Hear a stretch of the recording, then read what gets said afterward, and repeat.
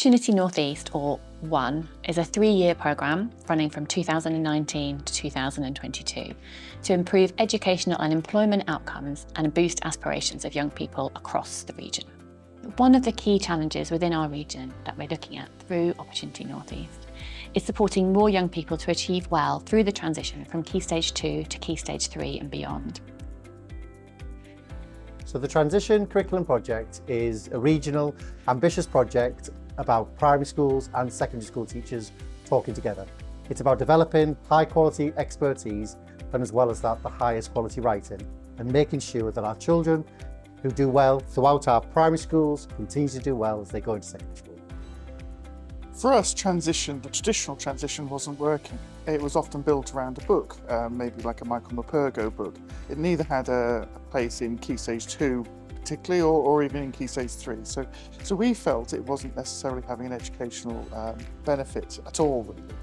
What it was designed for was to build up the confidence in Year 6 students to go through that rite of passage into the big school, into secondary school. But we know educationally then there was an educational dip in Key Stage 3. For us, the transition had to not just be about confidence, but also be about education and developing that education. For too long, we've had wasted years whereby very often secondary teachers reteach what children have been taught in primary school, particularly in Years 5 and Year 6. The Transition Project brings that coherence so that secondary specialists are working with primary specialists to develop a curriculum that actually goes all through Years 5, 6 and into Year 7, so that children don't have to repeat things that they've done in primary school, but rather they can actually move forward, and it's a springboard for a more positive curriculum and a more positive approach for our young people. So by working together, we're able to have a programme that meant that there was greater challenge in Key Stage 2 in some subjects and greater challenge in Key Stage 3.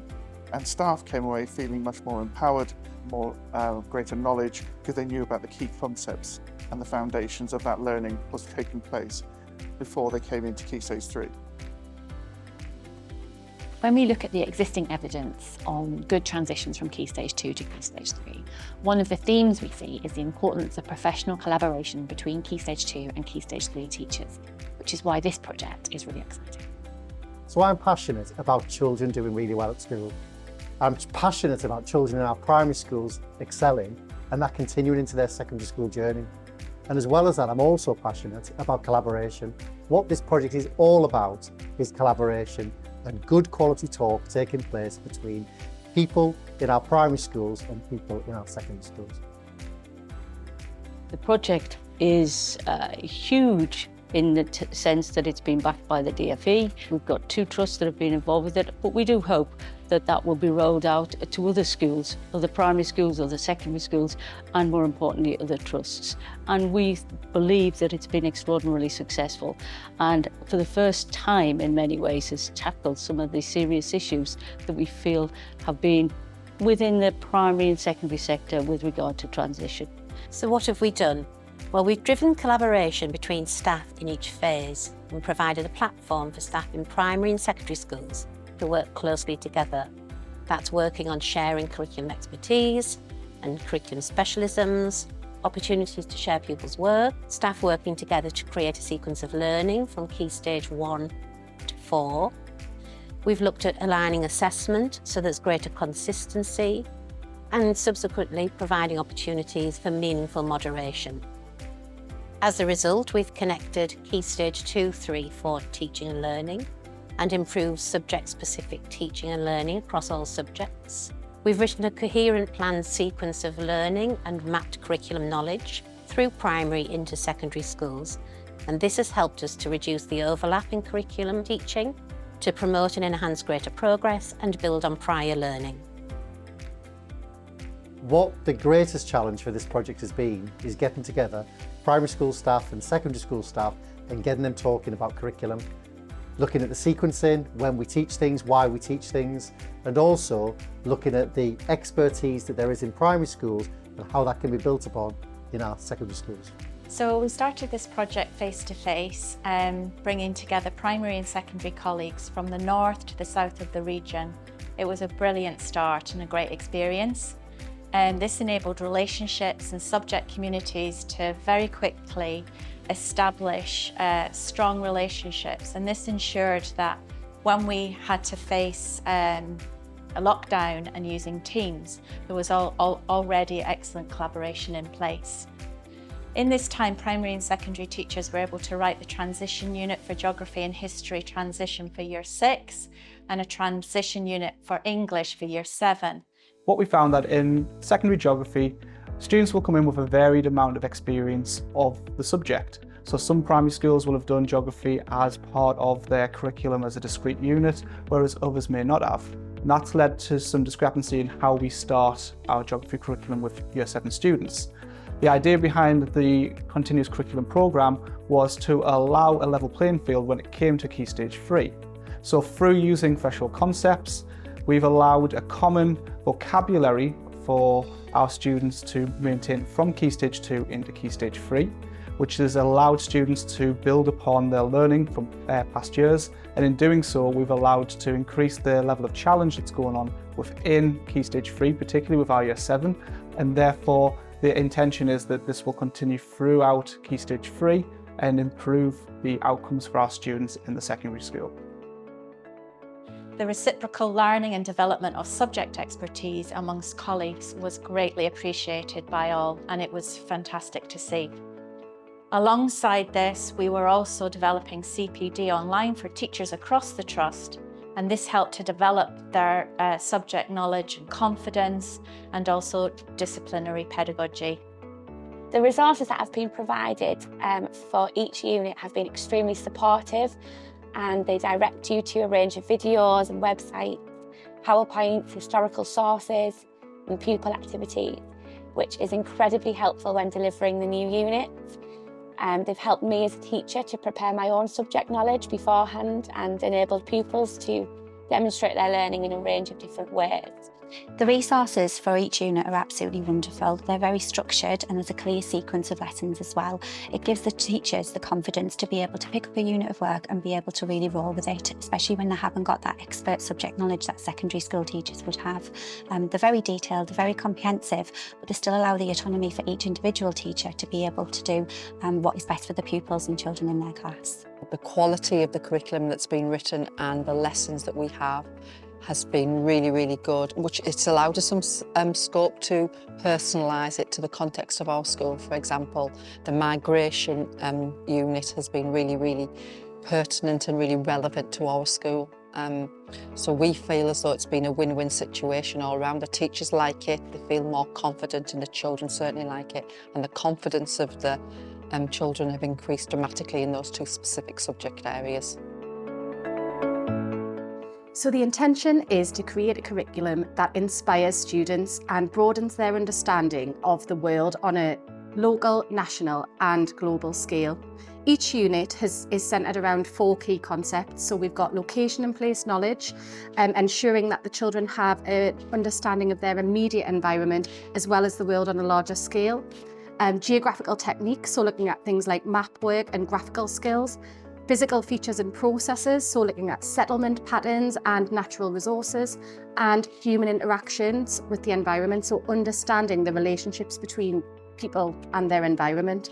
We've worked alongside Key Stage 3 colleagues to develop a shared vocabulary and shared resources that the children will begin using in Key Stage 2. So by the time they begin their Key Stage 3 journey, they're already familiar with so many geographical terms and concepts. Terms that previously they wouldn't have been exposed to at Key Stage 2. So that's what makes the project really exciting. They're going to have all of this knowledge already there that'll just help them on their Key Stage 3 journey.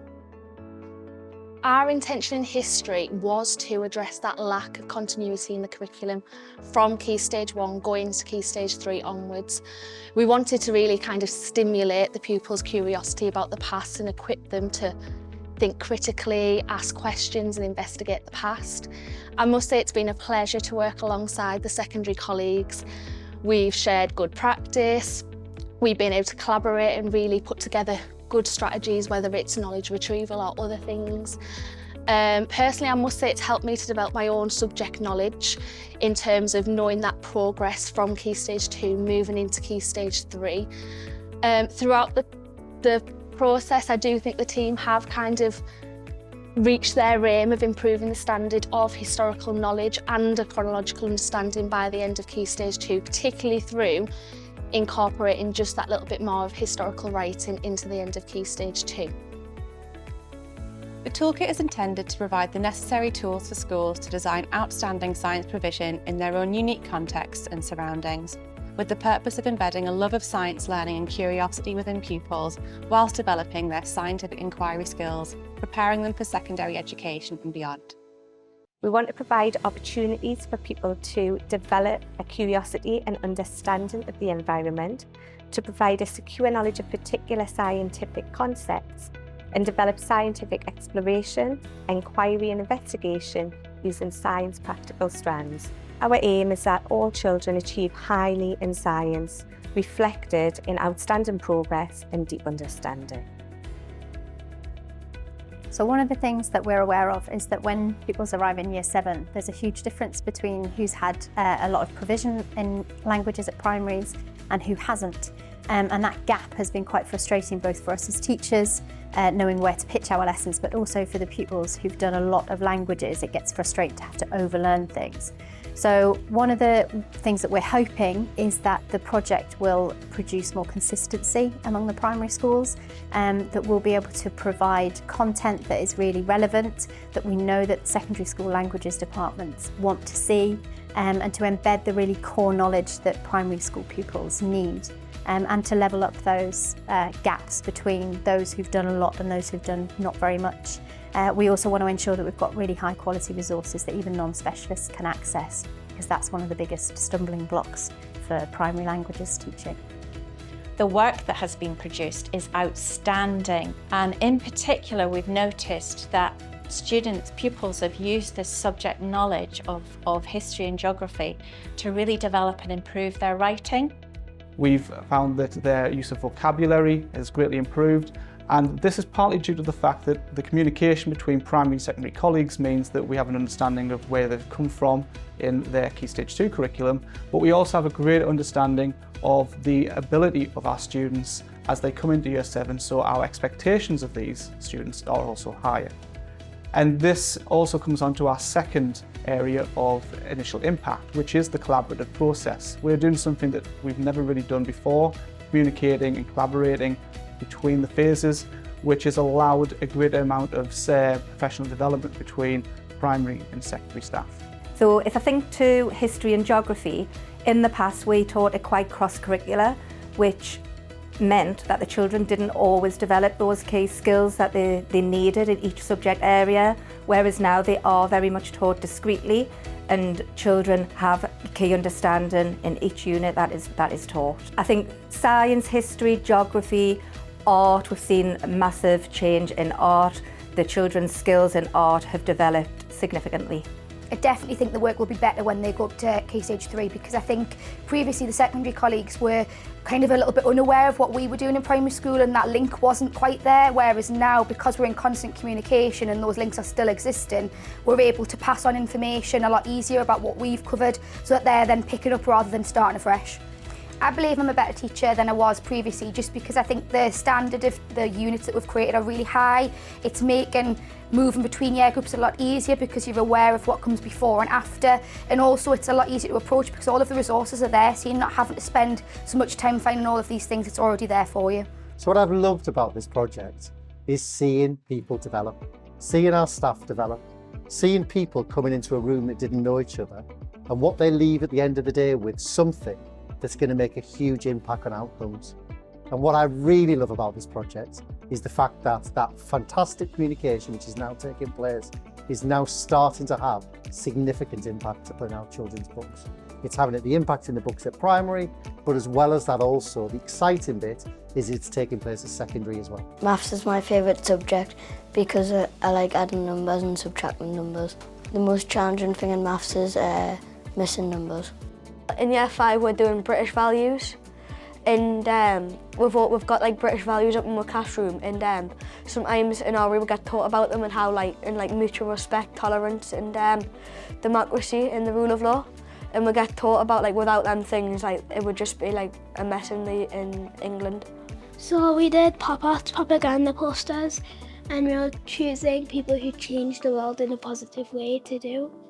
And I've chosen Martin Luther King because I like how he fought for rights.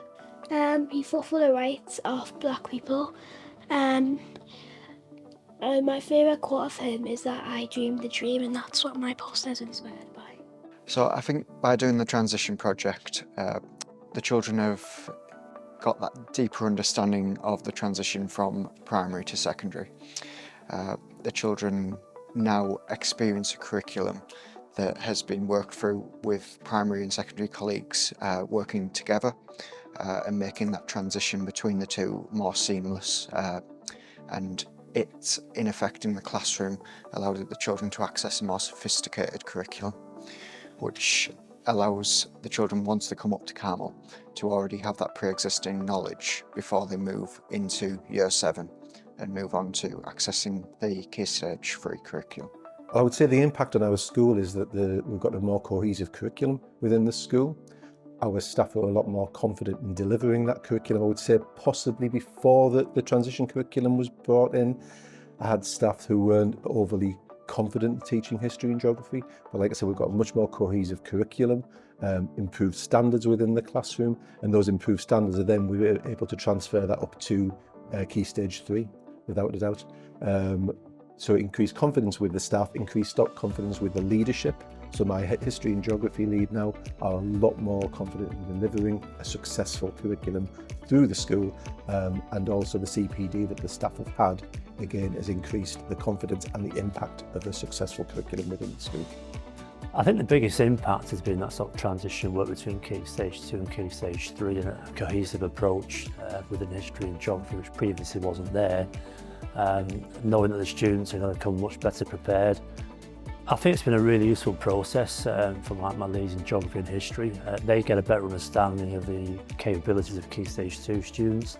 They've also had the opportunity then to actually work in a different phase, which they previously haven't. And also security and the knowledge that the work they're doing at Key Stage 2 will feed back into their own schemes of learning and that progression process at Key Stage 3 once they get back to secondary school at St Joseph's. Year on year we talk about how we can improve transition.